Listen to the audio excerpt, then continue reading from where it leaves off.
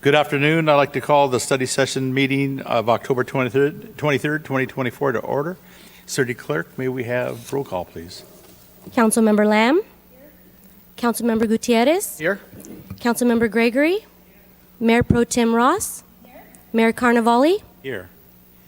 Are there any changes to the study session agenda? Sure. Okay.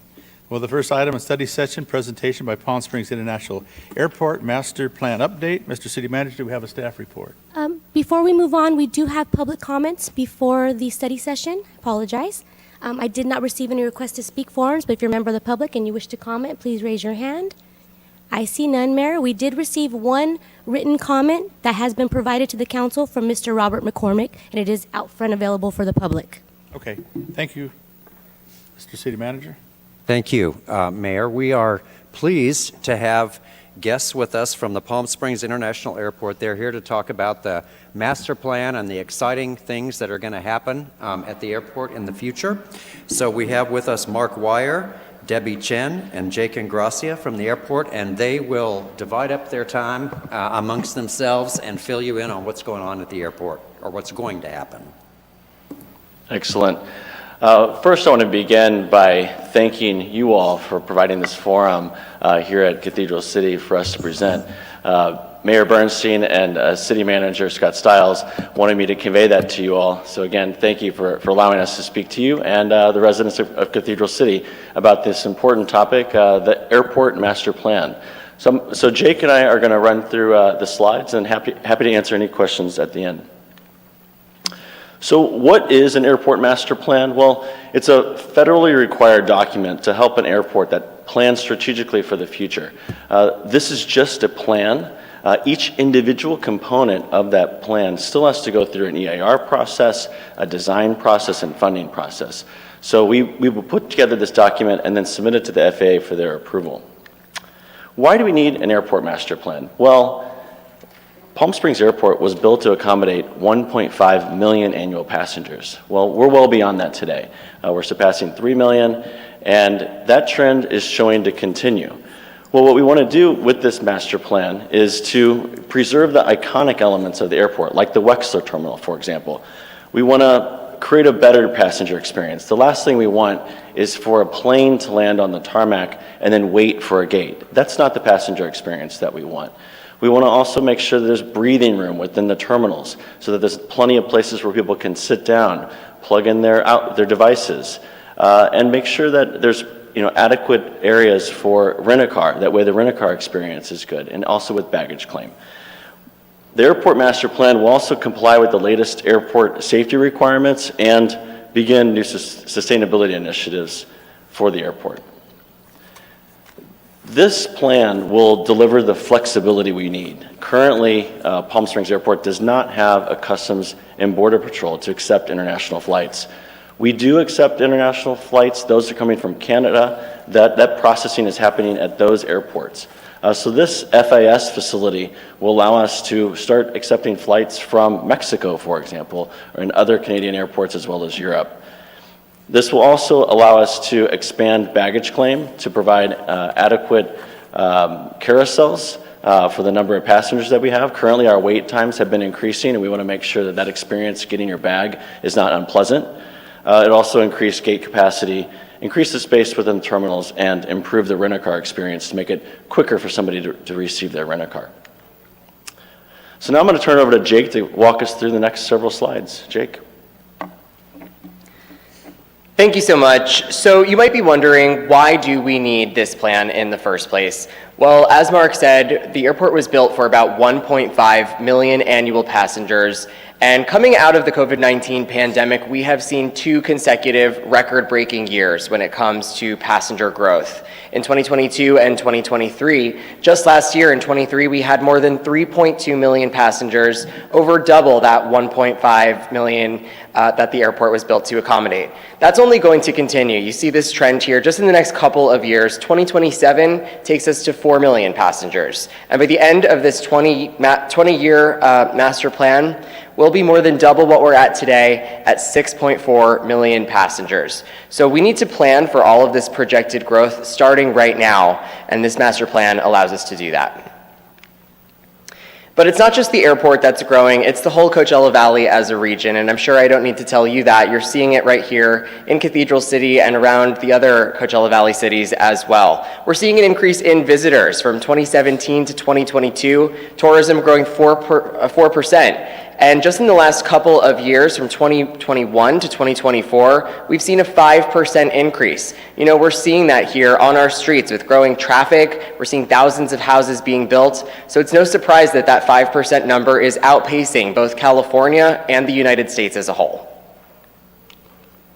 And we know how important tourism is here as an economic driver of this region. In fact, 1 in 4 local jobs is supported by tourism, bringing in over $9 billion to the economic impact here annually. We see more than 14 million day and overnight visitors each year, and so it's a really important driver here of our economy, and we want to make sure that the airport is able to support that. All of this equates to operational impacts at the airport, physical constraints. So we're seeing, you know, all of those passengers, they need somewhere to go. They need somewhere to wait for their flight, for instance, to be able to have seats in restaurants and around the gate areas. We're also seeing, you know, longer security lines at peak times. In the middle of the day, in the peak of season, you might have to wait for a number of minutes to be able to get through security, which isn't the experience that people are necessarily used to here. And it goes to the flip side too, coming out of your flight. As soon as you get out, you want to be able to grab your bag, grab your rental car, and hop into town. But unfortunately, we only have those 3 baggage belts. If a lot of planes let out all at once in the middle of the day, you might be waiting there for your checked luggage for a period of time. And it's all about the passenger experience for us. What's the period of time? I mean, an hour, 2 hours, 20 minutes? Yeah, it could be, you know, 30 minutes maybe or longer. So, you know, those are the operational impacts that we're seeing today. And as we continue to grow, we need to plan for that to be able to improve the passenger experience, but also accommodate that future growth. Have you seen that kind of belt numbers? I mean, I've traveled to the airport, I've never waited over 20 minutes for my flight, ever. Absolutely. Unfortunately, during the peak times, right there in the middle of the day from 10 a.m. to 2 p.m., we have way more than 3 flights coming in all at once. And so those passengers who are not the first 3 could have to wait. Parking is another impact. We're expecting to see in the next 20 years the demand for parking double what we are able to supply. And so we want to make sure that everybody who needs to fly out of the airport is able to find a parking space. Right now, you might notice we send out alerts during the holiday season that you might need to park in an overflow lot and take a shuttle to the terminal. And we want to make sure that everybody's able to have the most convenient experience possible. So we've been in the master plan process now for roughly 1 year. And there's 4 phases to it. So first, pre-planning, secondly, investigation, third, solutions, and fourth, implementation. Right now, we're roughly between phase 2 and phase 3, doing stakeholder outreach. That's what this presentation is a part of, and we've been going up and down the Coachella Valley. We've done about a dozen of these presentations so far to local community groups, city councils, Rotary clubs, and more, and we have a dozen more to go before a decision will be reached on different alternatives that you're about to see in this presentation. But the goal of this is to make sure that the community is included in the process. We're collecting feedback and capturing it through our official Palm Springs Airport Master Plan website, and making sure that that feedback will be ultimately incorporated into phase 4 implementation. And so as we've been going through this process, we've been collecting all of the comments and all of the feedback that we've heard so far.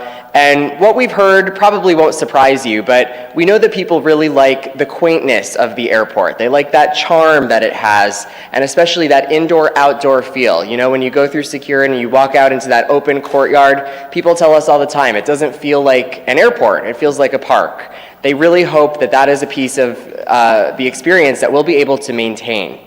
But we also hear kind of the negative side of it as well, that there are longer security lines at peak times and that the baggage claim does get congested. It might be a longer wait to get a rental car than people might be used to coming to our destination.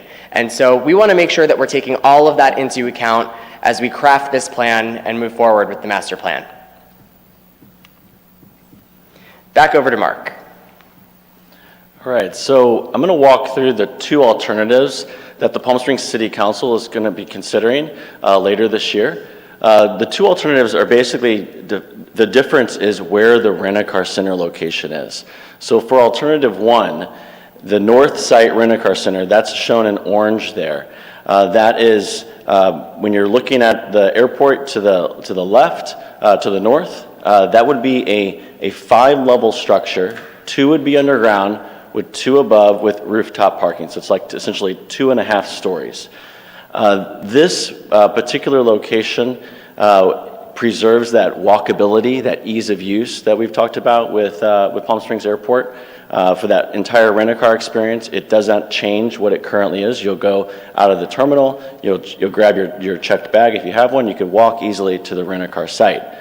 What we've heard from stakeholders is that this particular location encroaches too much onto the Wexler terminal, as well as City Hall, and may impact views to the north and the mountains. So these are the things that we're gathering from stakeholders to bring back to the City Council for them to consider.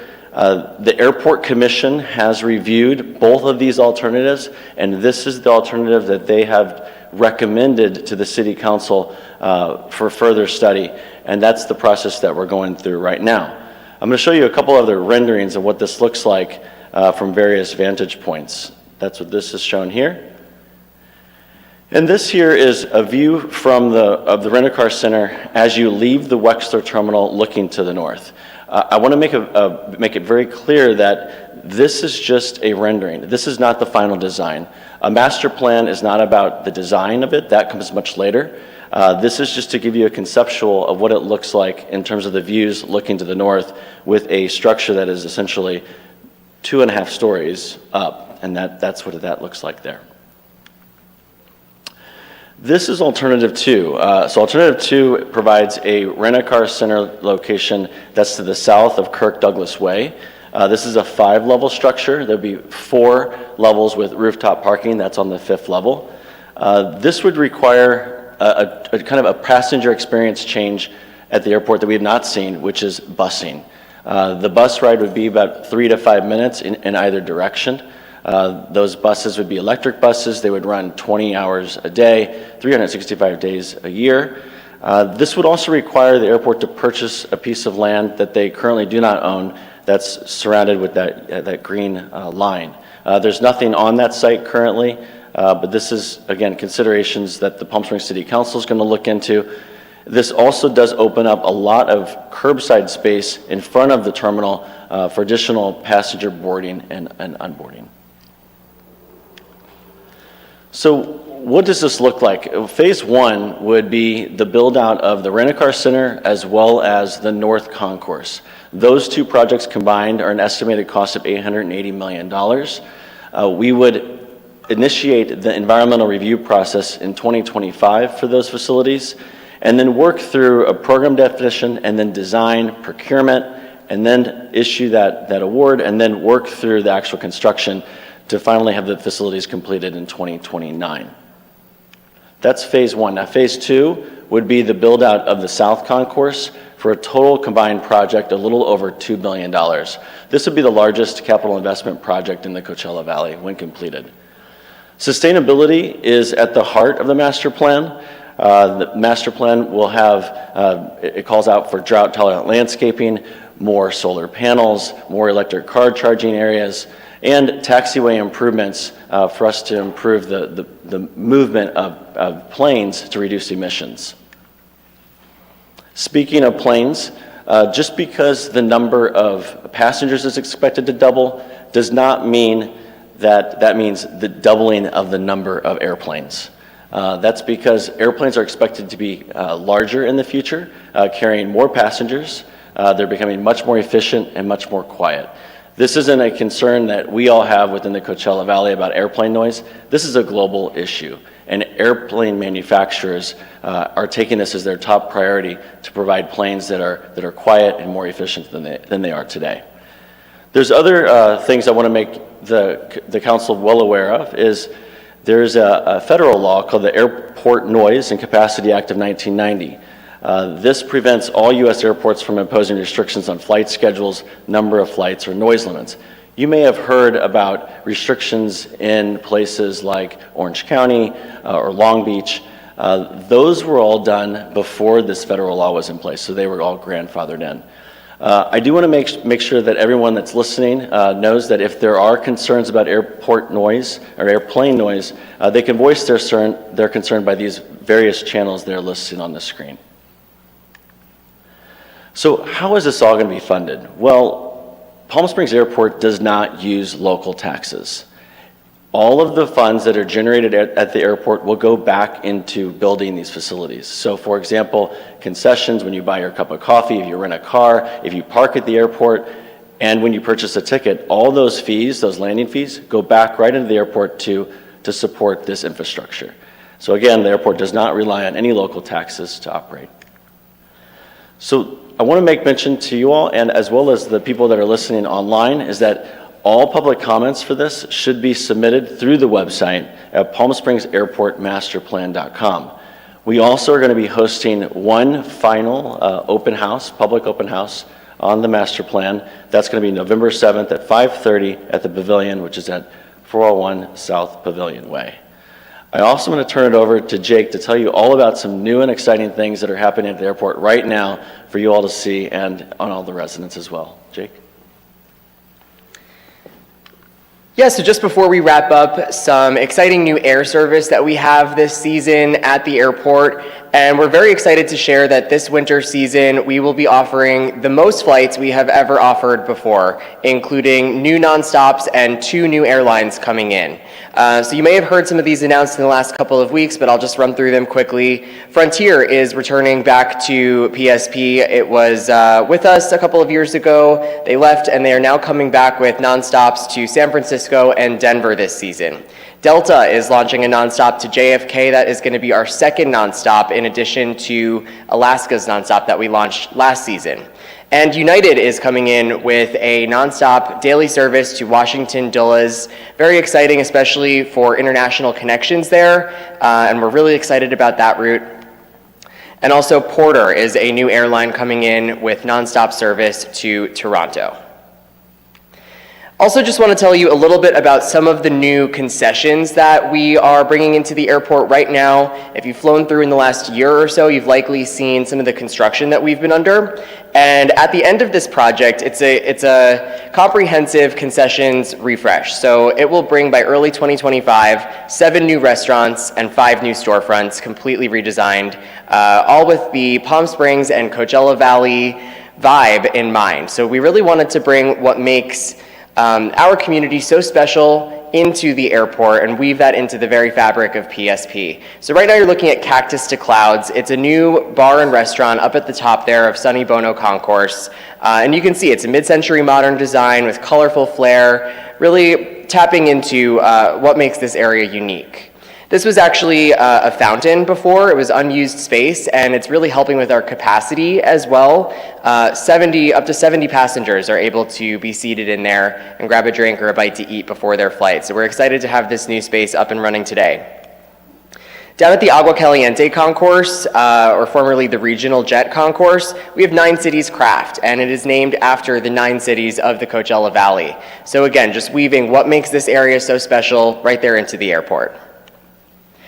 These 2 here are renderings on the slide, but they are currently open today, and we're really excited to have them. 2 local favorites, Las Casuelas Terraza. It's a favorite spot in downtown Palm Springs, serving authentic Mexican cuisine to our community for over 4 generations. Very happy to have them within the airport as well. And on the right there, Coachella Valley Coffee, locally brewed coffee beans that we are now serving at PSP.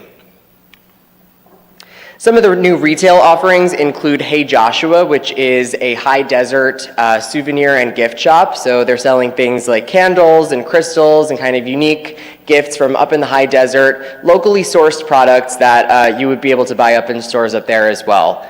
On the top right, that's Las Palmas Oasis, selling resort wear and golf attire, hosting local brands like Trina Turk. On the bottom left, it's In Motion, kind of your go-to tech hub, so a spot you can pick up some headphones or a charger before your flight if you forgot them.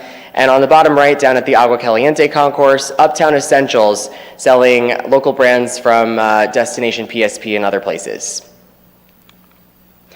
Just want to close out with this, an improvement to our sustainability initiative. We were just awarded a $500,000 grant by the FAA to convert 8 of our gas-powered vehicles to zero-emissions vehicles. So these are cars or trucks that airport operations might use out on the runway, and it's really exciting to be able to further our commitment to sustainability with this grant from the FAA. And so with that, we're happy to take any questions.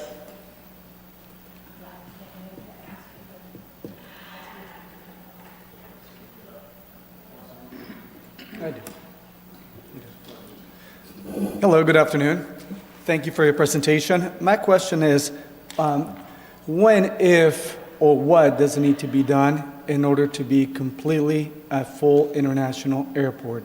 Right now, like you mentioned, we only accept flights from Canada to here as international, but how about other countries? Absolutely. So we would need to set up an FAS facility that would have customs essentially. That facility we would work with the FAA on that and have to go through a process to kind of onboard them. They have at obviously various airports throughout Southern California, but that's going to take a couple of years. But part of the plan on this is to have a facility that allows for us to accept those planes, have a carousel that would be dedicated to an FAS facility. That is really critical for us to have in order for the airport to get flights from, say, Mexico or Canada, and even Europe. Okay. Now, so that we're not going to see that for another at least 5 years. Well, there is our thought is, and our plans are to have a temporary FAS facility before the actual physical structure that's outlined in the master plan. So we're hopeful that once we build the temporary structure and start working with the feds on the applications, that we can get that sooner rather than later. Okay. Now, a lot of residents within Cathedral City, the DreamHost neighborhood, and also around Palm Springs have complained a lot about fighter jets, the F-15 and other jets. Is there anything that can be done, or a lot of people have wanted to actually get rid of them, not to stop here?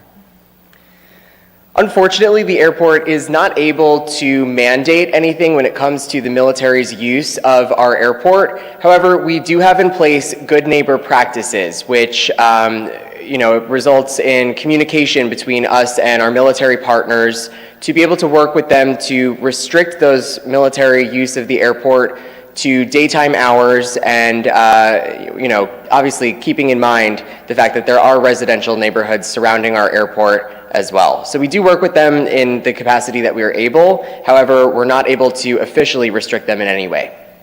Now, in the past, the airport has offered, you can say, grants to residents around the path of the airport, residents that were near and about the landing and takeoff.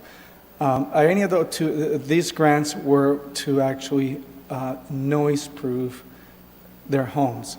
Are these grants still available, or if people have problems still, can they apply, or what can you tell me about it? I don't think there are. I'm not aware of that grant, but I can definitely look into it and get back to you on it. Okay, yeah, if you can, please, because a lot of people that live in the DreamHost area do have that problem, and also a lot of people that live in Palm Springs, north of the airport, where mainly most of the planes take off, did have problems, and I'm sure they still do, but they were granted money to replace windows, doors, and other home fixtures. Thank you so much for that question. I'm happy to check into it. And have you, the airport, has it ever thought about, you can say, electric airplanes? The airplane manufacturers are testing those, and so we'll see. We'll see. Maybe one day. Okay. I will not fly in one, I will tell you. I'm afraid that it will run out of juice and up in mid-flight. Thank you. Thank Mayor you. Pro Tem. I have a bunch of questions, but they're 1, 2, 3 answers, and they're real fast, right? What is the size of the expansion? In terms of gates? Yeah, we'll go from 18 gates to 32. 32. How many additional baggage wheels will you need? An additional 3. It'll go from 3 to 6. To 6. And how much engagement, I don't think I wrote engagement, I think it says something else. How much enlargement do you need of your car rental area? Double it, triple it? We are not planning on doubling the cargo. But, no, not Car not rental. cargo, Car rental. Oh, I'm sorry. It's, in terms of the size that it is now, currently it's decentralized, so it's all over the airport, and that's part of the reason why it takes so long to get a rent-a-car back from the ready return area back to a customer. So it's going to be centralized in one area, so that way it's all going to happen at once. This will be a lot easier process on the rent-a-car companies as well as customers. But in terms of the actual size, it does double, yes. Double, okay. You're doing really well. I wish you were on my team, we could be on some TV show. How many transfers will we be offering at our airport, let's say over the next 5 years? So you could come into Palm Springs, that's my coffee, and transfer another to Phoenix, kind of a thing. Is that something that we're going to be doing much of, or are we still going to be single destinations? A single destination will be the primary driver here. However, we're after flights all the time and new routes all the time. So those decisions are really dictated by the airlines and not the airport. The airport needs to provide a facility that can accept these flights Okay, and allow how many cities do you want transfers to? as many as we can get. All right. I knew you were that greedy kind. Okay, so how many current employees do we have? That's a great question. Full-time, it's about 70 right now. And you hope to get to? Just this year, we added 80 more positions, so 80, we're at least quickly growing. 150 okay. And then how many additional belts will you need? Right now, we have plans to go to 4, but in this master plan, we will be going to Not 6. close enough to me. Sorry. She looks young, but she's really my mother. You hope to go to 6, is that what you said? In the master plan, So double, yes. so double Correct, from 3 yes. to 6. And that's in the short-term 5-year plan? Correct. Okay, perfect. How will you improve your car waiting issues? So, you've got your, what do you call that, where you have to park and wait for somebody to say the plane's landed before you can come, you know what I'm talking about? Sure, the cell phone Over in the lot. gravel? Mm-hmm. We want the gravel to go away. What is the plan to make that a little nicer than it is now? We have parking lot improvements slated as not part of the master plan, just as an improvement on its own coming down the pipeline in the next couple of years. Okay, couple of years to you is 3? Roughly, yeah. Okay. And then what addition is the Palm Springs Visitors Bureau giving you? I mean, are they helping you? Are they financing you? Are they tutoring you? Are they kicking you every time they see you? What is it? They're not financing us, but No. they're a partner of ours. I mean, their success is our What does that success. mean to you? I mean, I could be a partner of yours, but I'm not doing anything. Promotion, I would They assume. promote you, is Yeah, that what you- exactly. We work Okay. together because their success is the airport's success and vice Okay, versa. so I just want to tell you how weird the world is. It's the Palm Springs Visitors Bureau calling me. How weird is that? Okay. So there's that. So when I looked at your map, you have something in Lot B called TNC. I don't know what that means. That's Uber or Lyft, pick up or drop off. What does it stand It's for? Uber or Lyft. I know. What does TNC mean? I think it's like a ride, it's a term for ride share. I don't remember off the top of my head. Okay, was it you just made up initials? It's TNC. Transportation something company. Okay, all right.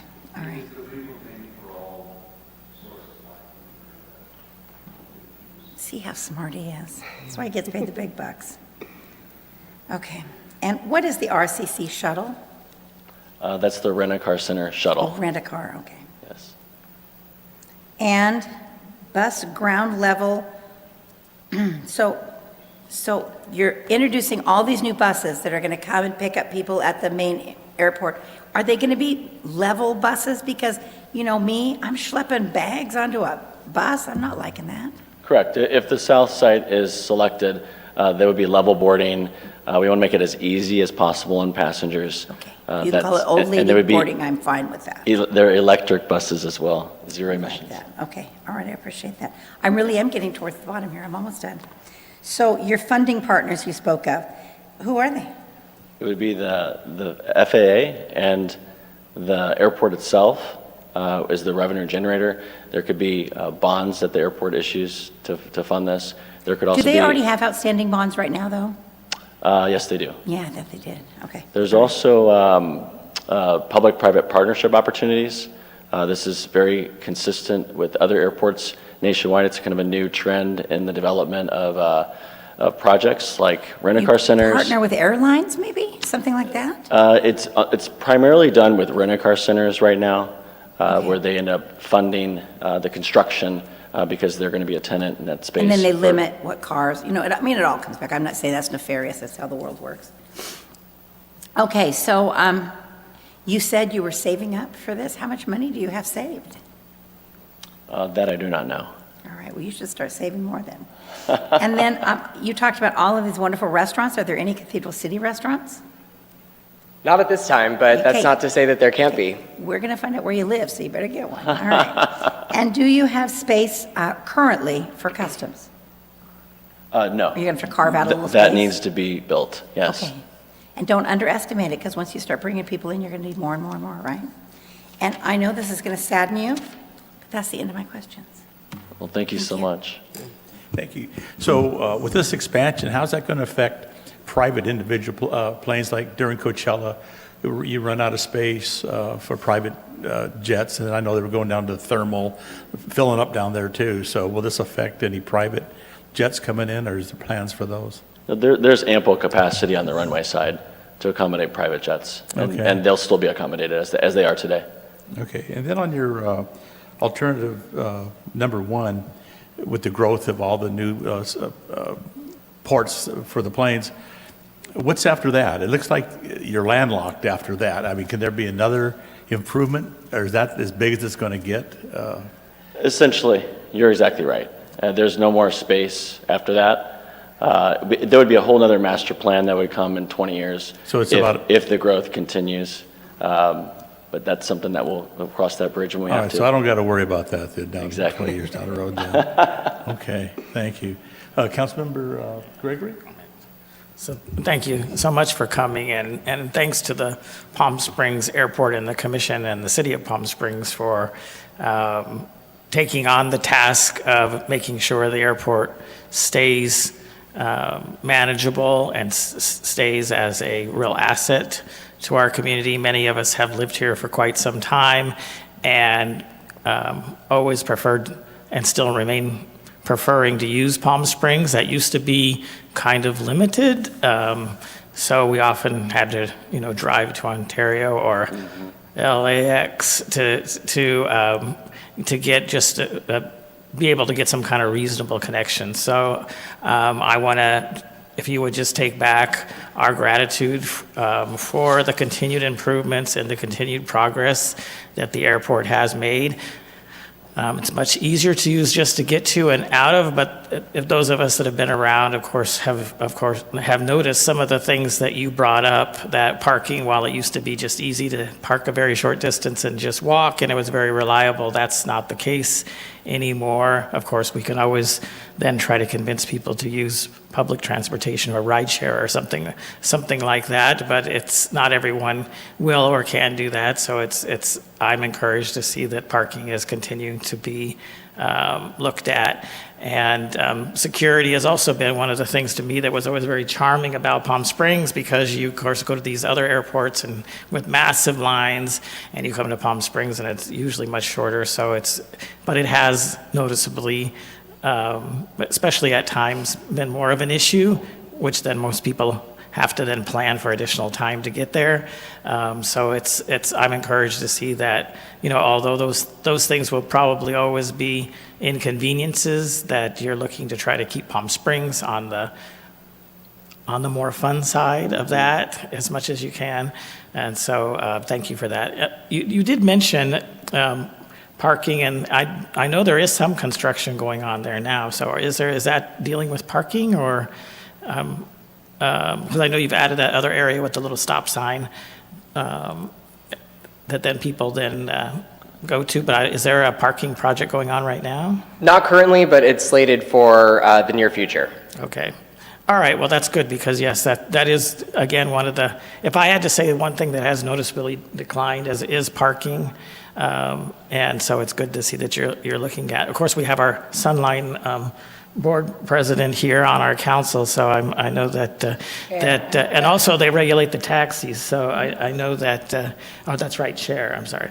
And so, yeah, so I know that the airport and public transportation do work together and have worked together for parking. So, but again, thank you for you, if you would take back our gratitude for going through this process and not just letting things degrade, but actually try to keep that experience that most of us love and remember as much as possible. So thank you.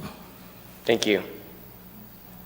I just want to echo my, along with the other council members and Mayor Pro Tem, my thanks for this.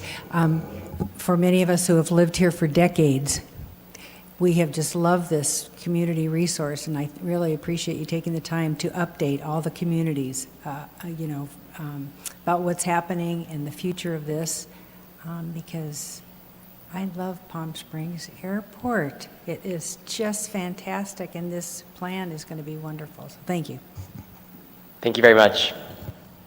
Thank you, gentlemen. Appreciate it very much. Hey, it's your turn. Do you have questions for us? No, I'm just. Do we have any public Thank you so much comments? for your time. Anything from the comments? I'm sorry, Jake? We're good. Mayor, we did not receive any request to speak forms, but if you're a member of the public and you wish to comment on this item, please raise your hand. I see none, Mayor. Okay, thank you very much. Thank you, gentlemen. Debbie, thank you. Thank you. You're welcome. Okay, B, housing production strategy, housing element and strategic plan, implementation, and housing as economic development driver. Mr. City Manager, do we have a staff report? Yes, this is going to be a fairly extensive presentation on housing, why it matters, what we need to do to be in the game in terms of both market rate and affordable housing, and why it matters from an economic development standpoint. So I'm happy to have Eric Becerril, our new economic development manager. I assume you all have met him in recent weeks. So he's going to lead this discussion for you, and we'd be happy to entertain questions and comments that you have throughout. Yes, thank you. So good evening, Mayor Pro Tem, council members, and members of the public. Today we're going to be discussing housing. So the purpose of this study session is to just briefly go over some state requirements that we have, as well as discuss where our strategic plan goals are, as well as our housing element being so important to the city. This is all tied to the population trends that we're seeing, and how we create a balanced housing market here in our community, as well as, most importantly, I believe, is maintaining that local control. So some background, we have affordable housing in our community, and this all ties to economic growth, workforce retention, and overall business development. When we discuss these topics, they're all tied into our 6-cycle housing element, which was recently approved by the HCD, or Housing and Community Development. In that, we also discuss how this is tied to Live to Rise plan for trying to bring forward 3,000 units, and how does this all play a role together in recent state legislation. I believe it's important that we have these discussions because as we continue to see more and more legislation come down, we're seeing an increase in penalties for non-compliance.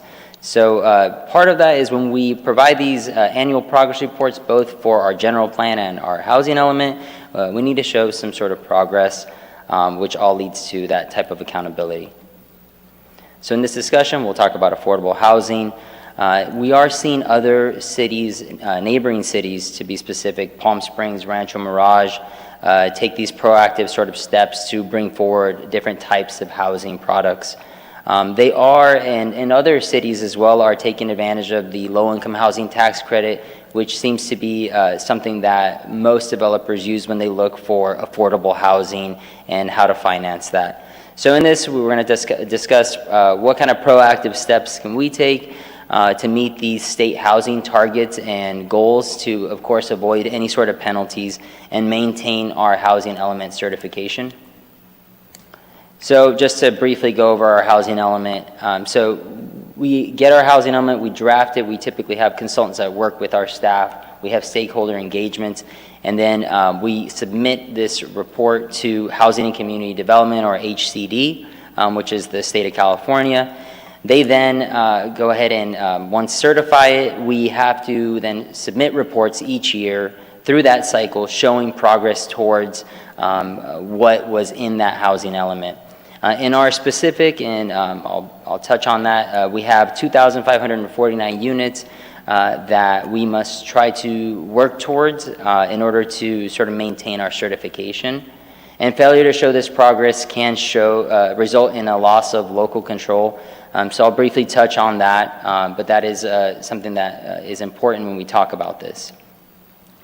So I wanted to just show that this is not something necessarily new. We're seeing many other cities see what types of a loss of local control can look like. They're all very different. Sometimes there's a thing called the builder's remedy where that can be implemented, and so we try to figure out ways to ensure that we're continuing to stay in compliance with our housing element. So RHNA, we won't go into the complexities of exactly how the RHNA is developed, but RHNA is a regional housing needs assessment that is calculated by the state, not by any sort of city or county. This is a mandated state housing law, and it quantifies the need for housing within each jurisdiction within a certain planning period. In this case, it's the 6th cycle.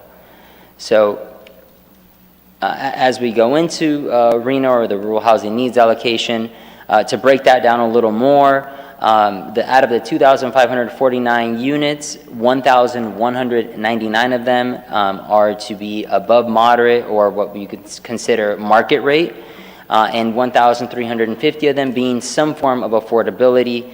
There on the right, there's a kind of a breakdown in our housing element.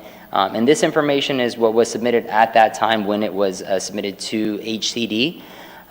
So we all, as we work towards this, we want to ensure that we're obviously aligning our plans to build these, and ensuring that we're going and looking at our strategic plan and our housing element hand in hand, and seeing if we're kind of achieving these sorts of goals. So in our strategic plan, we have a goal F, which is embracing an inclusive city. So just to briefly touch on that, Cathedral City is valued and respected as a community that welcomes and embraces diversity, has an abundance of high quality and affordable housing options, and vibrant businesses. So in that, we have actionable items. Action F11 is to review land use regulations to support diverse, accessible, and affordable housing. That's one thing that as we're looking at overhauling our zoning code, we'll sort of look at that and see where we can address that. And Action F19, the Cathedral City has already done progress on that, and that's to develop standard plans to help promote the ADU program. Glad to say that the ADU program is live now on our website. Residents can go on there, and it can save anywhere from $5,000 to $7,000 on average to residents just having these plans available. So looking forward to continuing to push that program and getting more people to use it. So in our housing element, we have as well goals and policies and programs. So in that, goal 1, having a broad range of housing types located in all city neighborhoods which meet the needs of all existing and future households. And 2 is to actually facilitate the development of these affordable housing units for every level of income household. So when we look at that, there are obviously more and more programs, and won't touch base on each individual one. But in general, we're seeing the push for getting these affordable housing projects actually off the ground and developed. So housing production is tracked through the Housing Element Annual Progress Report, which again ties to that accountability. We want to make sure we maintain local control. And there are certain tools that other cities and counties are using. The pro-housing designation is one tool that can potentially be entertained if there's interest, to see how we can continue to progress and show that sort of progress in that housing element. So SCAG House has some housing statistics just to briefly share with everybody. 51,493 residents, probably a little more now. About 22,663 units as of 2020. We are 63% owner occupied and 30% renter occupied. So again, just to touch base, the actual income levels for the different rural housing needs allocation or RHNA numbers are below, the highest being the above moderate income. So when we actually look at our progress, this is what we're submitting, and this was recently presented to Planning Commission for our general plan annual progress report. And as we can see, the actual progress that we've had is through this cycle is a total of 258 units.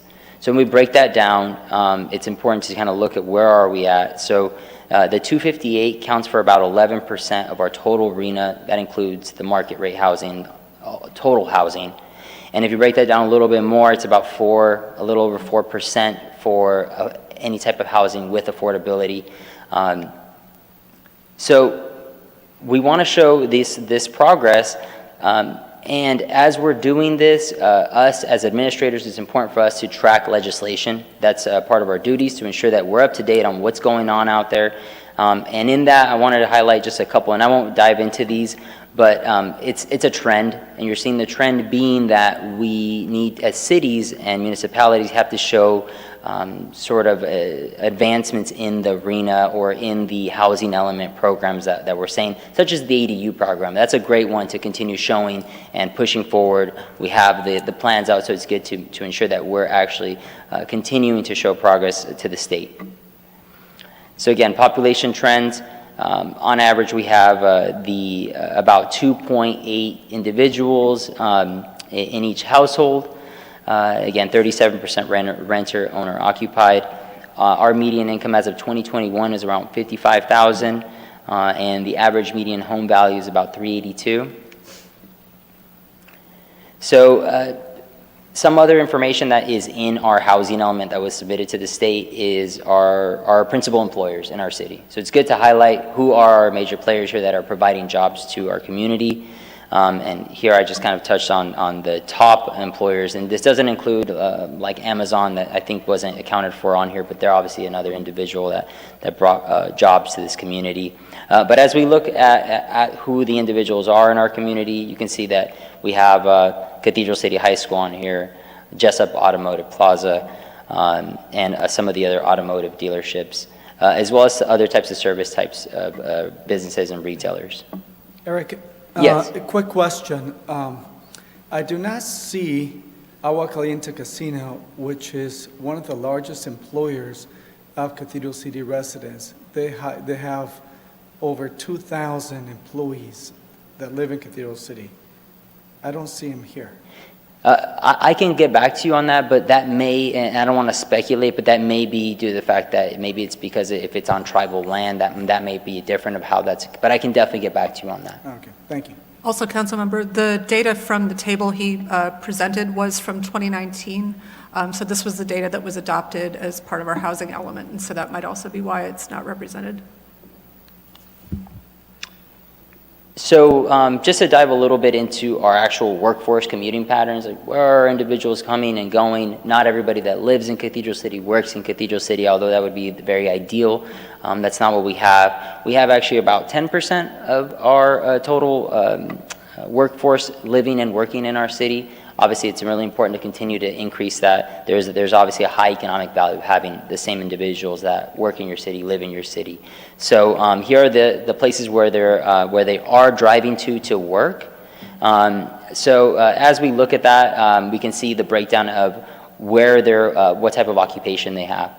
So the highest being food preparation, service related. That might be where you see some of the larger scale restaurants, possibly the casino and stuff like that play a role. Sales and related, obviously we're talking about automotive, the automotive industry, as well as professional related. You have managers, you have stuff like that that are in these facilities. So live, work, play is a very common term that we all talk about. What does that really mean? Well, when we look to where to live, it's the cost of living. Can we afford to live there? Is it a place that's viable? The work, well, do the wages kind of match up so I can cover my costs of either my rent, in this case 37% being renter occupied. Can they afford the rent? And leaving, or is there disposable income? Can I visit that restaurant I really want to go to, that I frequent? So one of the things that we're seeing is other communities, neighboring cities, are going and kind of bringing forward projects that have an affordability type of component. Nearly every city, and I would say as well as county, are working towards bringing on different types of affordability levels. And I think this is coupled with a lot of data that keeps coming out, more and more information, such as, doesn't necessarily lower property values, but what does is conditions of homes, how bad a home is being maybe upkept. And what they are seeing is investment infrastructures, like I'll use Coachella as an example. You're seeing them bring on like a transit center and infrastructure money for that kind of stuff. I like the last slide you have because it definitely shows how code enforcement can help us at time to improve our city. That's a good point. So the Coachella Valley progress, I think we're seeing cities around, including Rancho Mirage, Palm Springs, bring forward projects that have, again, some sort of affordability level. And here on the right-hand side is the Lift to Rise affordable housing pipeline portal, and they have a little map that kind of highlights on blue where all these housing projects are. And as you can see on here, we have quite a bit on the east side of the valley, some stuff kind of creeping toward the west side of the valley, and actually quite a bit around that Rancho Mirage north side, Palm Desert sort of area. So I think with that, it's important to also see the grant funding that can be brought forward with projects like this. I think it's important to bring that up and what kind of tools can be used. Again, housing as a whole is important to our communities, but it's also important to be fiscally responsible as we look forward to ways to bring forward, incentivize production of housing as a whole of every affordability type. And here we have the Veterans Village. This is a great example, the type of, this being specific to veterans. This is a project that if you drive by it, not only does the entrance look great, the retention basin well kept, the maintenance of it, the maintenance being an important component of it, so very well received by the community. And won't dive too far into the weeds on this, but what we have here is an opportunity to really kind of take a step back and take a look at where are we at, how do we move forward on all kinds of housing as a whole, again, anywhere from low income to a moderate or market rate. So we have a sites inventory in the housing element, and that kind of tells us where are these housing units going to go, or where did we as a community say that we could kind of allocate them. The thing with that is when we look at that, as we discuss with different developers that develop affordable housing, a lot of them, when they're driven by the low-income housing tax credit, and when they talk about this 4% versus 9%, like again, won't go into the nuts and bolts of it, but 9% being the most competitive, they are looking for areas that are high or highest resource. So maybe areas that we initially thought would be great for housing might not fit the criteria, specifically if it's a affordable housing specific project. So this changes annually. So again, another sort of thing that we have to take into account. As we're looking at this is something that's consistently changing, and this is, again, HCD. This is a Housing and Community Development. This is the state of California saying, here's the mechanism that can be used to sort of attract developers, but it's ever changing. So this is a discussion that, just kind of putting it out there, and ensuring that when we talk about any sort of city-owned properties, not all city-owned properties are really going to fit that high designated or high resource designation. So that's really important to really kind of hone in on. If you look at this, some areas, maybe even in our downtown and so on and so forth, don't fit that. They're in the low resource area. So there's a limited amount of city-owned property. So when we talk about city-owned property, that's important. A lot of developers maybe rely on that, and that's difficult because of the fact that, well, one, it may not really fit the criteria that they're even looking for, and two, there might be another sort of civic or public purpose for that property that could be better suited for it. So properties that are designated in high or highest resource areas, maybe we could potentially explore ways of obtaining those properties and actually allocate, and maybe it's a win-win. Maybe there's properties that have a little bit of blight that we could actually put a nice project there instead of what's there currently. And these are just, again, ideas. So as we evaluate what are our next options, we can evaluate what we have in our current housing element. And again, we're at 11%, 11% completion of our RHNA. I want to bring this up because of the fact that, as administrators, it's important that we ensure we're looking at the risks of continuing down that path. What have other cities seen? I've shown you some examples, but those are privately owned, and there needs to be appetite from that private owner in order to do that. So we've seen what that is. We can continue going down that. We can evaluate city-owned properties. Again, that's a limited amount that we actually have, and they may not fit that. So areas that may not fit necessarily a low-income housing project or affordability type project, maybe they might fit well for a market rate type project or a mixed-use type of project. So that's something that, again, not to make necessarily a decision on, but just to highlight there could be other uses for that project or property. Maybe we can evaluate purchasing properties that are in that highest resource. And the reason why I bring up pro-housing, not to say that that's what we have to do or should do, but at the end of the day, it's good to highlight that there are incentive programs, the Pro-Housing Incentive Program or the PIP. That's just one example of grant funding. We always talk about grant funding. I think that's the number one thing we hear. How do we get that grant funding so that we don't have to tap into any of our sorts of funding that we have, whether it be general or any other type?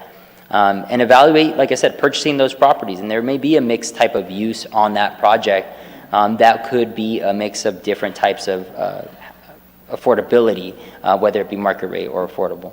So lastly, when we actually do this, I think it's important that we analyze this process strategically, just like we do our strategic plan. I think it's important that we strategically analyze how we do this. And I think one of the ways that we've seen other communities do that is doing a request for qualifications, vetting developers to ensure that we get a product that might fit with our community, whether it be, again, market rate or affordable. And that kind of sums it up, but if there is interest, we can entertain evaluating city-owned parcels and the site inventory detailed in the housing element to identify the locations best suited for housing production. This evaluation could focus on parcels in high-resource areas, maximizing opportunities for affordable housing development and potentially leveraging incentives like the low-income housing tax credit. Staff could also explore the feasibility of a strategic evaluation of these sites, particularly city-owned properties, to determine their potential for inclusion in a request for qualifications process to attract prospective housing developers. The housing production of various ranges of affordability aligns with Cathedral City's broader economic development goals and implements both housing element goals and the city's 5-year strategic plan. And that concludes my presentation, and I'm here to answer any questions. Okay, very good. Mayor Pro Tem Ross. Eric, it's been a minute. You Yes. look good. How are you? Good, how are you? Very well, thank you. So I'm just going to start with a question. I think I've asked this question to myself many times. I just can't quite get there. Does the city have to own the land to be part of RHNA? Or can it be any development within your city limits? That's a great question. So in the housing element, we have a sites inventory list. And this list is primarily privately owned properties. And so as we evaluated that housing element before we sent it to HCD and got that certification that every city, I think, was trying so hard to ever get, and it was really hard to get, so we want to maintain it. A lot of those properties were privately owned.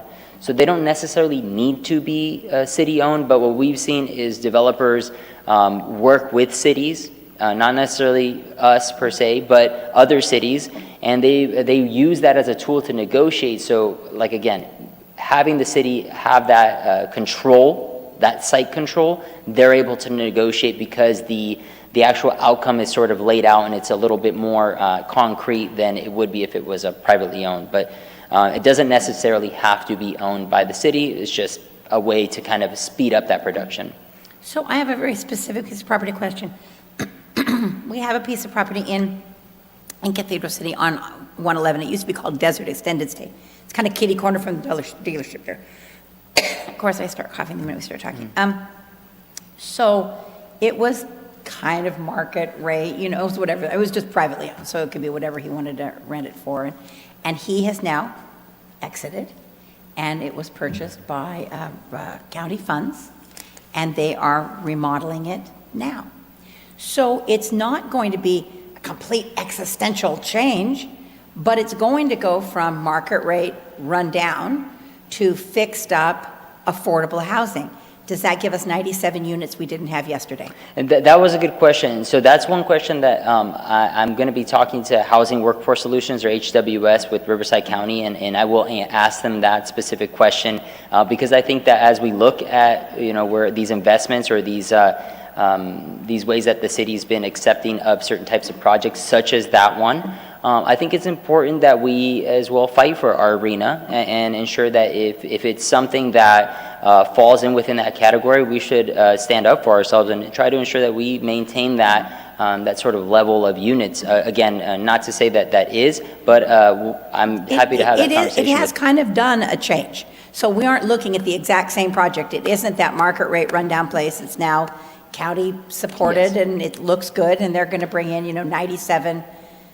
Maybe they'll keep some of the people, but basically they're going to bring in new people. Mm-hmm. So that would be an interesting thing. And then you've heard me talk about this for years.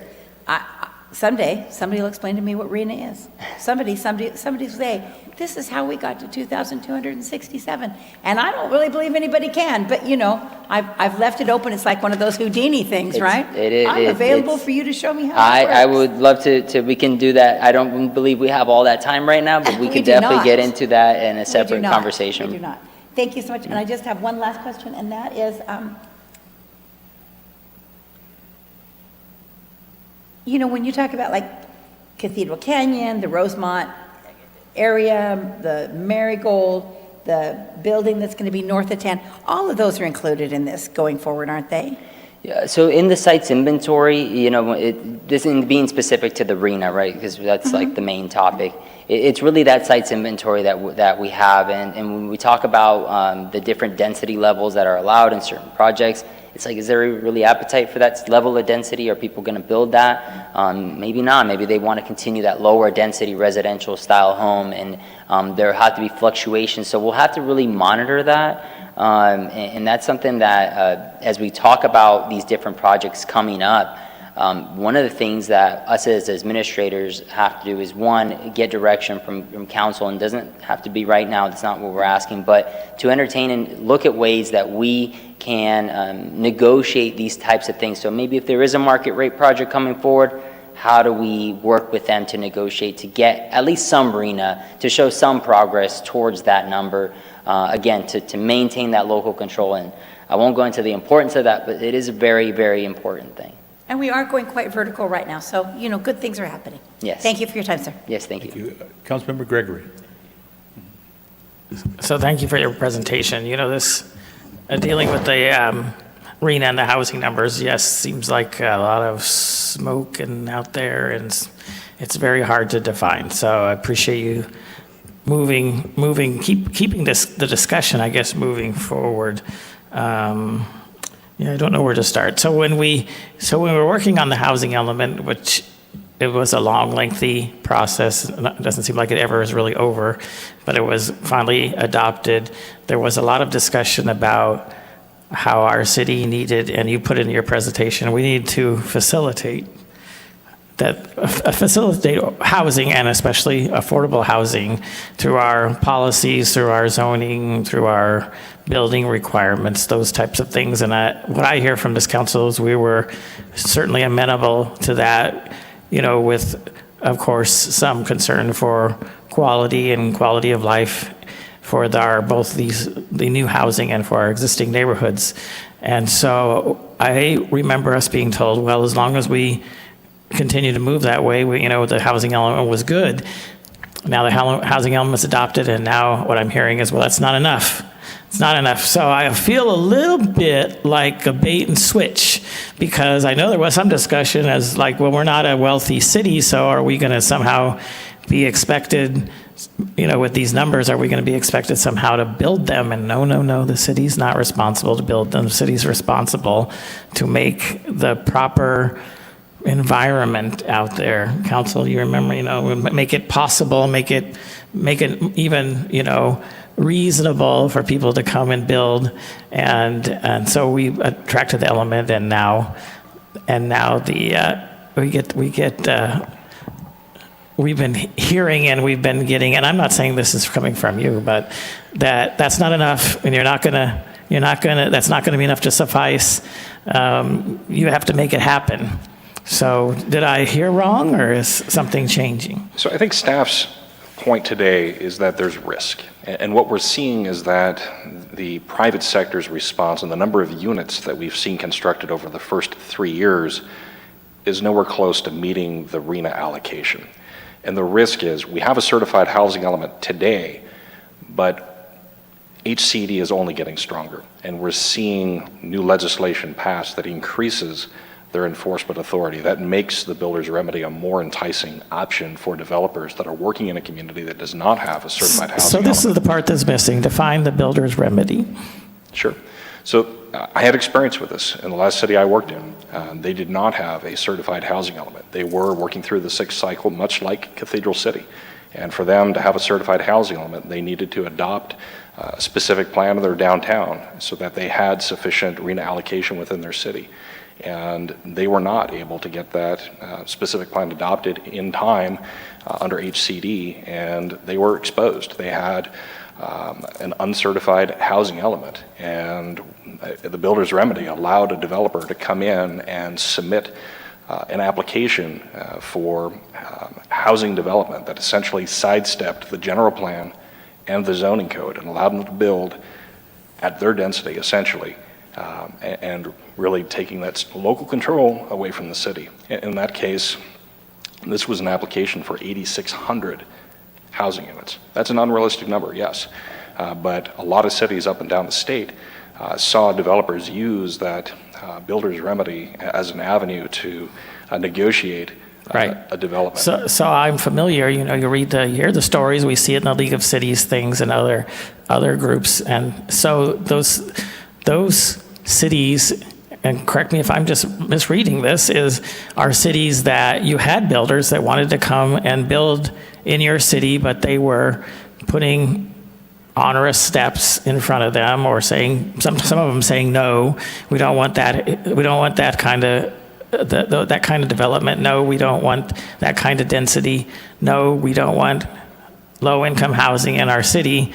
And so those are the ones that seem to be, in the stories I read, it seems to be the focus. And so I look at that and say, well, we're not doing any of that. We're saying, look, we have some open land. A lot of it's tribal. Unfortunately, we don't have a lot of control over that, but there's other open land, and we're willing to entertain residential housing of all types on these lands, up to a lot of density on much of it. And please come to Cathedral City, developers, and build your nice residential projects here. We're not going to stand in your way. We're going to cooperate with you because we want to have housing here in Cathedral City. So to me, that's where we are. In fact, the North City is a good example. This council, it was all kind of laid out in zoning. This council said, look, if somebody comes to you with a project up there and it's a residential project and it says industrial here, don't tell them to go away. Tell them what we have, but let's talk to them, because maybe we can flip some of that around. It's all just on paper anyways.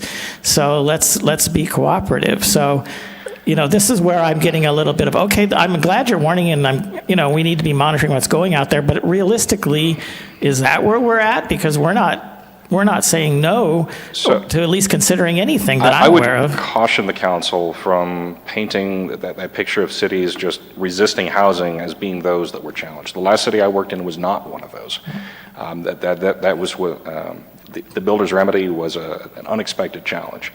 They were attempting to accommodate housing. They were looking for ways to support development in that community. They wanted new residential development, but they had a struggle to get their housing element certified through HCD. Cathedral City is fortunate to have a certified housing element, and I think our point is let's maintain it. And sitting idle and just waiting for the private sector to build, we're trying to do the right things. We're trying to support development coming in the door, but that may not be enough. And we don't want to be in the position where we're losing that certified status for our housing element. The risk is too great. And when you look at the housing element, it does talk about financial incentives. It does talk about more intentional programs. And I think in Eric's presentation, he talked a little bit about the pro-housing designation. We are looking at the zoning code update through that pro-housing designation. We're looking Yeah, at and I some don't of know those what that tools in is the either. toolbox. So is there a way to define what's a pro-housing designation? And we can talk a lot more about that in the future. We're more than willing to bring that back. And I think as we get into the zoning code update, there are specific programs. and Okay, policies well, that when you we did can this, look at. there's a few things, but I don't know what you're talking about. So yeah, pro-housing designation was one of them, facilitating, what does that exactly mean? You even talked about Lift to Rise has a plan to build 3,000 units. I don't know if that's in Cathedral City or you're talking about in the Coachella Valley. I thought that was more than that in the Coachella Valley. And so is this just an intro session, or are we actually supposed to come away from this with some This is idea of where we're going? an Because some of introductory- these things, they're going to need to be defined as we go along. So this is an introductory session, and I think Eric's slide here really talks about some of the direction. And we have a sites inventory in the housing element, and certainly we can push for the development of those properties in the sites inventory. New sites that were not identified in that inventory that are building residential development, that helps. So we're seeing some of those come forward. The Wren, for instance, that's rezoning commercial property that was not on the sites inventory. That helps us meet our RENA. So that all helps. But I think Eric's suggestion here to take a deeper look at the sites inventory. What else can we do to incentivize the production of housing on those properties? Taking a look at what's in the city's portfolio and how we can perhaps strategically use some city-owned property to push for housing production within the city. I think those are some of the suggestions that we're putting out there today to say, Council, is there an appetite to further that discussion? We're not going to solve it today. Well, it doesn't sound like we have any choice. We're going to need to continue to have this discussion. Now, is there an appetite to take some of the steps or to take them up front? And again, this has nothing to do with anything that any of you did, but this city, in some ways, was, with the little resources we had, were more proactive than some of our neighbors who had more resources because they were sitting on after the redevelopment went away and they had housing fund money, they were basically sitting on that money and they don't want to have projects. So now suddenly they're having projects and they have some funding set aside where there was land and money that may pale in comparison to what some of them have, but that this city did use, and I'm glad you put the Veterans Village in here because that's a prime example where we did have, a limited amount of land and some money that we were able to put in there, which then, of course, was, really enabled that to happen with going out and seeking other funding. And when I came on council, we were still struggling to put together funding, and, I made calls and spoke to legislators and others as my peers and staff did extensively to try to piece that together. And there it is. So unfortunately, it's just maybe a minor number, but these things are monumental undertakings. They are. To get moving, so. They are. And we are seeing success in a lot of other valley cities, and I think those were showcased and highlighted in Eric's presentation. And you're right, there are advantages in those cities that we may not have. We may not be as well funded or as situated with property or successor agency funding, but I think we're looking for ways to advance housing production, to do more with the resources we have, and to be on that map as well. Okay, well, I think I'm certainly not opposed. I don't think anybody is to the discussion. I know there are some properties up in, I guess they're in District 4, but they're near District 5 that have already been brought up as, and they show in the map as in higher scoring properties. So I think that discussion probably needs to continue. Unfortunately, those of us with some history here, there were other, I would say, promises made to the neighbors in the neighborhoods that may not be able to be kept, or at least need to be examined as to those properties. And then there are other areas, you know, I'm perplexed when we go through the general plan, and there are other areas of the city that we were actually moving to commercial, or at least proposing to move to commercial from residential that, you know, that may have gotten a short shift, but this is really going to be the focus of trying to roll out housing, because we can't keep moving neighborhoods to, or potential neighborhoods to, like business park designation, so cannabis can go there. That was, you know, maybe these things have changed, but it wasn't that many years ago. I feel like I've been on council a lifetime now, but it's only been 6 years. But a lot of this has completely changed what the emphasis is, and I don't think necessarily our zoning and our regulations are keeping up. So I'm not saying that as a chastise. I'm actually applauding your efforts to continue to move this along. But I think when we have these presentations, we need to have more. We need to define what some of these things that we were talking about, and continue to have even offline discussions, so that it doesn't, because I get the feel that there's something going on here that's just below the surface, and I would much rather we could just kind of all be on the same page and say, look, we're going to have to do this, and this is what's changed. And so hopefully we can continue this discussion in earnest. Thank you. Yeah, thank you. And Councilmember, I think to your point that probably there was a point where I think being easy development community would have been enough to, I mean, for any development. I think that's something staff certainly has been working on for the last 2 years, to be more facilitative of development. But I think what we're learning and what we're seeing with other cities that are working on affordable projects is that most are requiring some kind of incentive from the cities. So you saw that with your Veterans Village project, that there was actual land and cash and probably tax credits and other layering of funding to make these projects happen. Whether it's on city-owned land or privately held land, there is probably going to be requests for incentivizing this kind of development in our community, whether that is through giving of land, whether that's through deferment of fees, loans. There's a variety of different mechanisms that cities are working with developers to help foster this kind of development. And so those are the things that I think are continued discussions that we need to have with the council of, with the limited resources that we have, certainly with redevelopment and our housing authority no longer being there, what types of incentives do we have? And as I think Eric and his team sort of study more strategically where this kind of housing could be successful in our community based on, you know, earning the tax credits and other things, that these are all things that I think we need further direction for the council on. But we really didn't want this discussion to be about like any particular parcel or any specific area, but just to talk about the high level of what it takes to build this kind of housing, what are the risks of not being compliant as the state becomes more and more restrictive and more directive, and having more legislation that provides more penalties for cities that aren't trying to accomplish the goals. So. Sure. I want to clarify. One, as long as the city has a compliant housing element, it's not in jeopardy of the builder's remedy.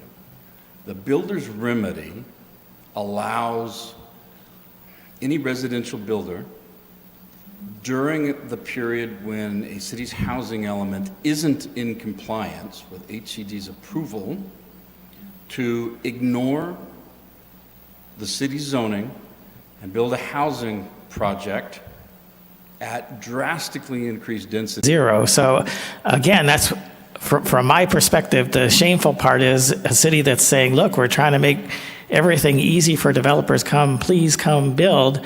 And then, you know, then part of the requirement would be to make things harder to build. So and I know I'm preaching to the choir because this is all coming from the state, but it is also frustrating on this side of the dais then to try to make decisions and to try to plot out a course that will accomplish both. So thank you for your continued work on this. Thank you, Eric. Councilman Gutierrez. Thank you, Mayor. I could not have said it any better or explained it any better than Councilmember Gregory had just said it. He said everything. He hit all the very important points. Our city is not a bank. Our city is not a huge landowner. and our city doesn't have the money to do pretty much any development, nor are we developers.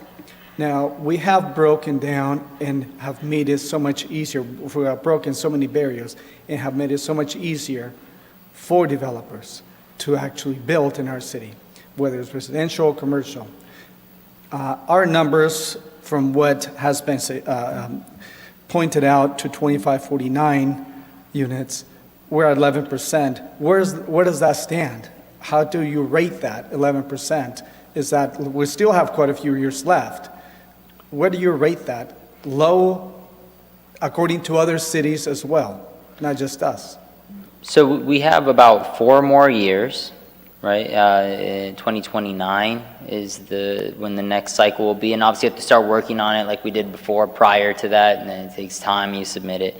But to our city attorney's point, things are getting harder and stricter coming from the state, and this is just an important thing to highlight. So when we look at the number, it won't necessarily be us or administrators judging that number. It's obviously going to be the state. And if we look at the cycle, and if we look at the efforts that were put in, yes, we've taken down barriers. Yes, we're accepting of housing of all types, and we're not excluding them. So great points you had there. But again, to our attorney's point, they're wanting to see more. And how do we look at this from an angle where we try everything possible to not tap into the funds that the city has and not utilize per se the resources it has. So there are other mechanisms we could discuss it, and obviously in a different conversation.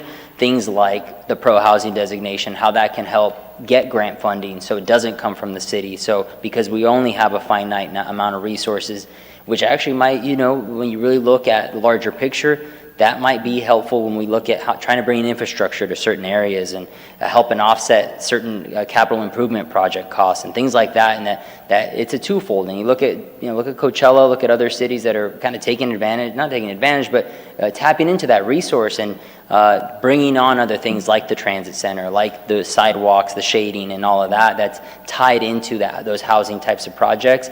I've even seen their affordable housing project coming right into the downtown has commercial retail spaces below. So there's ways to figure out kind of working together. To give you an answer, it wouldn't be us necessarily judging that, but it's 11%, total, 4% it being affordable housing. I don't know. I mean, that's something that we can discuss offline with our attorney, but it's something that as we continue to submit the report to HCD, they're the ones that are going to reflect to us their response on whether we're trying to reach those goals or not. Yeah, 11% what we have right now. Right now we are one of the busiest cities that is actually developing more housing than pretty much any city in the Coachella Valley. And of course, the number, if we don't meet the numbers, we're not putting any barriers. We're trying to make it easier for developers to develop. And one of the things that we do not know is how many other cities will not meet their numbers. How many cities are putting, like it was mentioned, barriers for developers to do this? We're not doing that. We're trying to make it easier. We're trying to work with them, and that's all we can do. Sacramento is the one that is actually making it tougher for developers to develop. It's not that we have, like I mentioned it before, it's not that we have a housing shortage. We have an abundance of regulation. We need to get rid of not just those regulations, but many people that are up in Sacramento coming up with all these regulations that prevent housing. If you just allow developers to develop homes at a reasonable price and not have all these regulations, we would have more development. But it's impossible to build at an affordable price and have these properties sold at a profit. No developer is going to develop if they're not going to make a profit. And we're trying to make it easier. And our city does not have, we have a couple pieces of land that we don't know whether that's the best way to actually utilize this land for income housing, low-income housing, or whether we can find something that's a better use for it. But I guarantee you, this council will try to work with developers if they come up with a project that is feasible and it actually benefits the residents. We have quite a few years to go, and I think that we're doing our best. What can we do? Come up with some suggestions, but the only thing we can do is, but to incentivize developers is lowering possibly permit fees. But that, by doing that, we're just getting back what actually it cost us all the time put in to develop these properties, for inspections and everything. So how can we do this? We're really, our hands are tied with this. You made a lot of points there, and one of the things that on this side, as we continue to see different kinds of opportunities come up in grants, the reason I bring up pro-housing is because that's a tool where we've seen other cities get the pro-housing incentive program, the PIP, and that program, the grant funding from that can be used to purchase properties. So it doesn't necessarily have to be the properties that the city has. The city would actually get more properties and then use those potentially to then incentivize development. So that's why I bring those up, because again, from our side, I know we have limited resources. It's very important to bring that up. And we are making it easy when we're out there, not only on residential but commercial. We streamline processes. All of our stuff is online now. We are doing our proactive processes to make sure that we have development of all types. But the 11%, we're not seeing enough appetite from affordable housing. So those are ways that we can potentially tap into resources that are not the city's general fund, so that we can continue that sort of momentum without having to use our resources that we currently have. Yeah, something else that is coming up that is the reason why numbers have slowed down is because interest rates have gone up quite a bit, and developers cannot borrow funds at a reasonable rate to make a profit. And also, people that want to purchase these properties cannot afford them. So that's the reason why you're seeing the slowdown quite a bit. The last, actually, since COVID has slowed down, but the last year, since interest rates went up, it really has slowed down quite a bit. So I for sure, not just in our city, but the entire country, you're going to see, or you're starting to see already, the new housing elements or properties are way down. There's not much being actually developed at this point. So that's one of the reasons why maybe the state has to adjust its numbers as well. Yeah, definitely good points. As far as, we have Lift to Rise. Lift to Rise has a catalyst fund that we can tap into. Developers can obtain low-interest loans, so that kind of could potentially help. But things that could help us are figuring out, well, is pro-housing appropriate for our community, to be able to tap into those resources. Again, nothing's for sure, but it's a good approach so that we maintain our resources and we're fiscally responsible as we move forward to try to attain more housing. But I just want to say that Councilman Gregory hit us some absolutely incredible points, so thank you for bringing them up. Thank you. Yes. Thank you, Ernesto. And this is just for me to get an understanding of what so we have 52,000 residents in Cathedral City, 22,000 residential sites. That's what and our arena numbers that said we need approximately 2,700 affordable housing units, so a little over 10%. So in other words, in my understanding, the state is saying that based on your population and the current residential units, 10% going forward need to be affordable housing. I mean, that's... When you break it down like that, there's no paragraph in here. There's yes. no paragraph in here that says that, but it's kind of out of my wheelhouse. No, Get but it down to a little paragraph yes. and say, what am I actually dealing with? Yes. So then it says, so you have a list of inventoried sites. You have a list of the sites that the city owns. I don't know how I have to see that one. But then it says here, and this was on, doesn't have a page number, but it says AB 2011 and SB 2022. Both allow residential development on property zoned for retail and office space without needing a rezoning. So we have the city-owned properties, and then we have all the other properties. We have R1 properties that are privately owned, we have office properties that are privately owned, and they all could be used for housing. So sitting here, do we have enough property available for 2,900 affordable housing units? So in the sites inventory, what we submitted to HCD, that reflects that we haven't. That we have enough. The thing with that is a lot of those are privately owned by private owners, and most private owners, from what we've seen, don't have the appetite to develop affordable housing. But the developers that do develop affordable housing, they are usually looking for the low-income housing tax credit, and that low-income housing tax credit is really driven by a map that's created here by HCD, and depending on the map, that changes every year.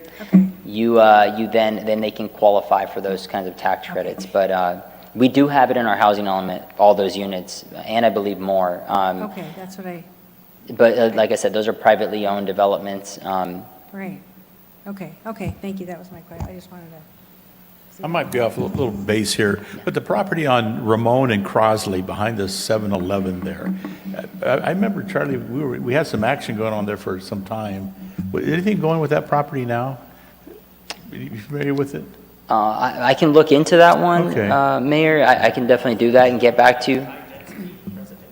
I'm not sure what it We was, did but I know there's a property there. The recent update to the general plan did designate a portion of that property now as multifamily residential, which would be good, but it's the same issue. It takes a developer, it takes financing, it takes all of those things. Well, that's why it seems so strange, because, across from what we now call Station 3, there's a big area that, my understanding, was supposed to be a big apartment complex going in there. We're all for it, we're all ready, but where's the developers coming? So that's why it's very frustrating. I think then the state might come in and say we're being non-compliant because we're not doing something we're supposed to be doing. But, we've got several, I'm glad you brought that one up, but, we got several sections there where we've said, hey, this is great, and it's appropriate, it's zoned correctly, it's appropriate for high-density residential. Please, developer, come build here. And years go by and nothing seems to happen. If I could just add to some of the comments you all are making. Whenever, I just went to the League of Cities conference last week, and I always go to some of the sessions about housing and developing affordable housing, because for years it was all kind of a mystery to me, how does this all work? And so when I see you struggling with what does a pro-housing city mean, I've experienced the same things, and I put it akin to it's almost like an accreditation process where they look at your policies and procedures and your zoning code and things like that, and if it's determined to be that it promotes the development of housing, then you can get that designation, which is why the point I think that Andy made is important, that as we develop our update to the zoning code, doing that through the lens of this pro-housing accreditation is probably in our best interest. And so we'll definitely need to have some further discussion about that as we go through the zoning code update. But the other thing that always makes me almost despair when I go to the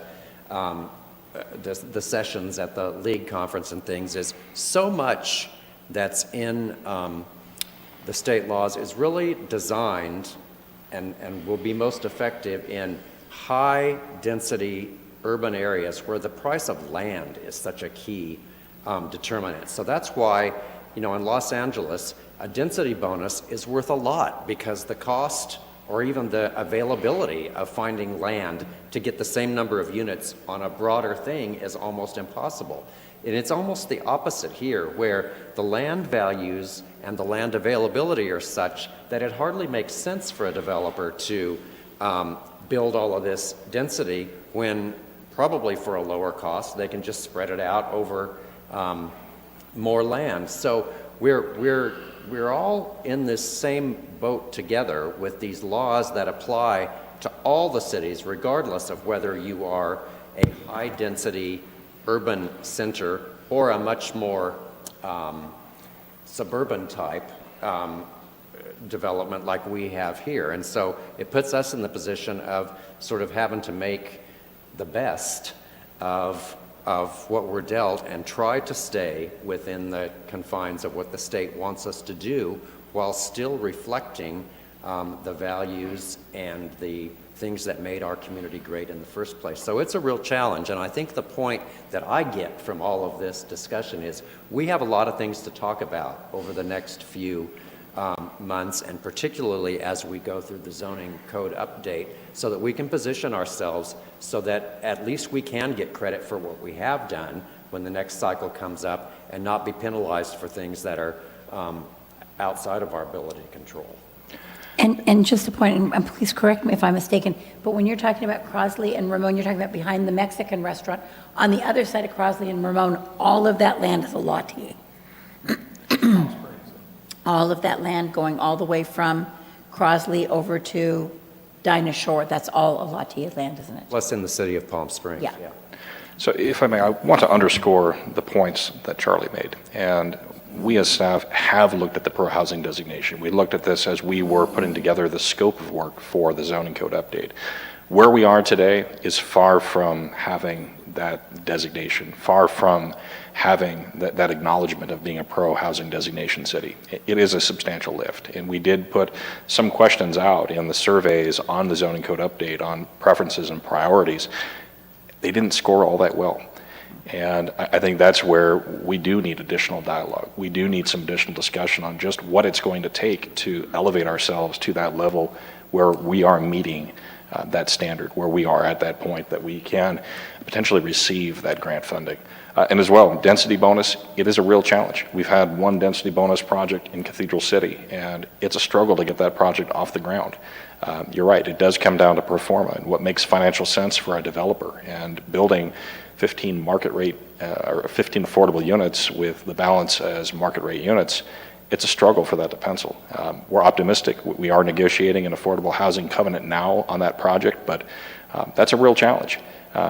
What works in coastal areas, what works in those areas where you have higher property values may not work here in the Coachella Valley, but we're still held to the same standard by HCD. Thank you, Andy. Any other questions? Okay, thank you very much, Eric. Thank you. Public comments? Mayor, I did not receive any request to speak forms, but if you're a member of the public and you wish to comment on this item, please raise your hand. And I see none, Mayor. Okay, thank you very much. Well, we're going to recess till 5:30. Thank you very much.